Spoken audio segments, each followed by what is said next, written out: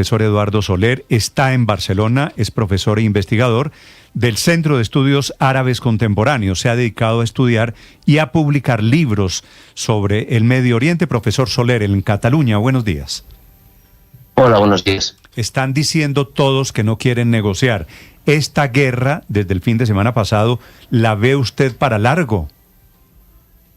Eso no lo sabemos nosotros, evidentemente, como parece un cliché, pero es verdad, las guerras sabemos cómo empiezan, pero cuando han empezado no sabes ni cómo ni cuándo van a terminar. La idea de que nadie quiere negociar también es matizable. De hecho, Donald Trump ha dicho que, bueno, que si hay algo sobre lo que hablar, hablará. Siempre llega un momento en cualquier conflicto bélico en que a través de la confrontación no se llega más lejos y o bien hay una rendición o hay una negociación. Sí. Profesor Soler, este es su tema sobre el cual usted ha investigado. Estados Unidos e Israel mataron al líder supremo, Ali Jamenei, el ayatolá que gobernaba Irán el sábado.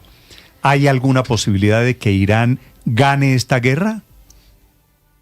Depende de lo que ha cambiado, sobre todo después de la Guerra Fría, es que el concepto de qué es ganar y qué es perder es muy relativo.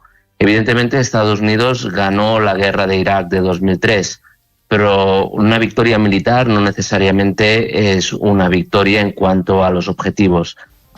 Si lo que se persigue es decir, que hay que entender vamos a valorar qué es victoria y qué es fracaso en función de los objetivos.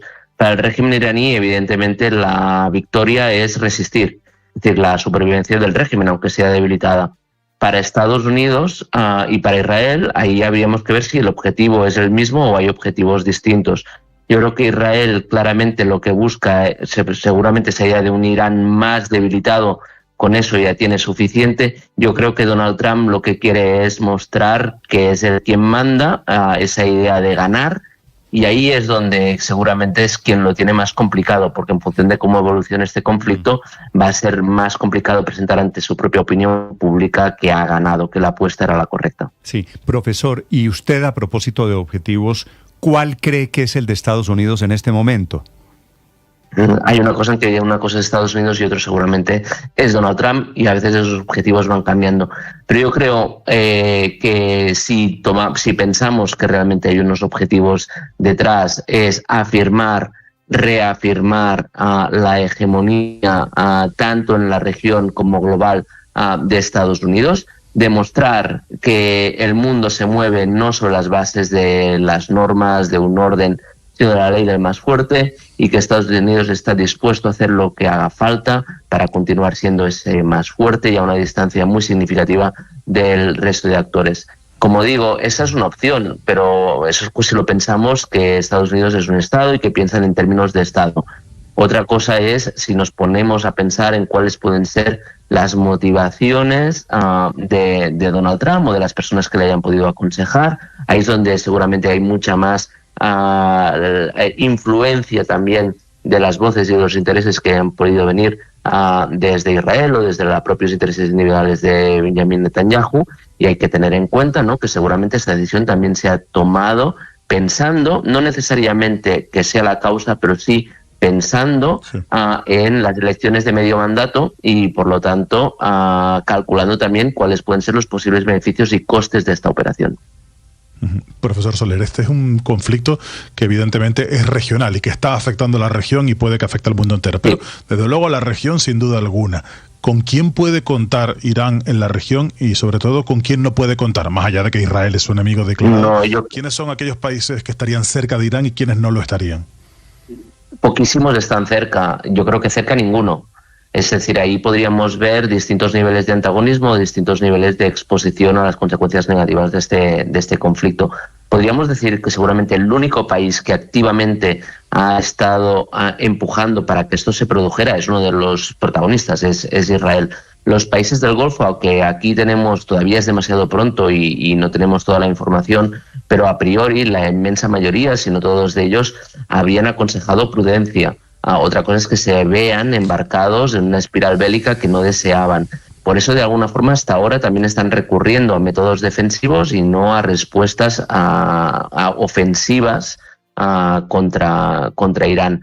De todos los países importantes de la región, seguramente el caso más interesante es el caso de Turquía, país que tiene frontera con Irán, país miembro de la OTAN, que en las últimas semanas, meses, había estado mejorando significativamente la relación con Estados Unidos, sí.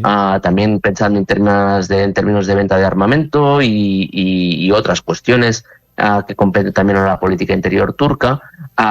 Y ahí seguramente ha sido, de entre los aliados norteamericanos en la región, aquel que se ha pronunciado de forma más clara, con críticas más claras, más transparentes a esta operación, pero sin con ello dar un apoyo al régimen iraní. Sí. Es decir, por eso no creo que no podamos hablar de amigos. El único que de alguna forma quizás ha transmitido su amistad, pero sin ninguna consecuencia real, es el caso de China, pero como digo, sin que eso haya pasado por ahora más allá del ámbito retórico y declarativo. Profesor Soler, le quiero preguntar por la relación que tendría todo esto que está ocurriendo en Irán con Europa y con la OTAN, porque Turquía, según se ha tenido conocimiento, ya recibió un ataque por parte de Irán, directo o indirecto. La OTAN de inmediato enciende las alarmas y dice, ojo, porque están atacando a un país miembro de la OTAN.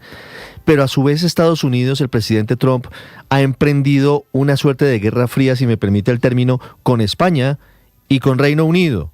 ¿Qué va a pasar con Europa y la guerra en Oriente Medio en ese contexto? A ver, lo primero es entender, y sobre todo vosotros que estáis en América Latina lo podéis entender bien, que la proximidad al escenario del conflicto importa. Y por lo tanto, una cosa es ver este conflicto desde el otro lado del Atlántico o desde este lado del Atlántico. Con lo cual, tanto por temas de dependencia energética, por posibles flujos de refugiados desplazados internos, como decía, Irán tiene frontera con Turquía. Es decir, Europa en general está mucho más expuesta a las consecuencias negativas de todo tipo de este conflicto que, por ejemplo, lo que lo pueda estar Estados Unidos o vosotros mismos en América Latina. El otro gran, aparte de los países de la región, Asia también está mucho más expuesta a las consecuencias negativas de este conflicto porque importa una cantidad muy significativa de sus recursos energéticos, tanto China como Japón como Corea, de los países de Oriente Próximo y por lo tanto algunos incluso del propio Irán, ¿no? Pero las economías asiáticas tienen más que perder, por ejemplo, de lo que lo puede hacer Estados Unidos.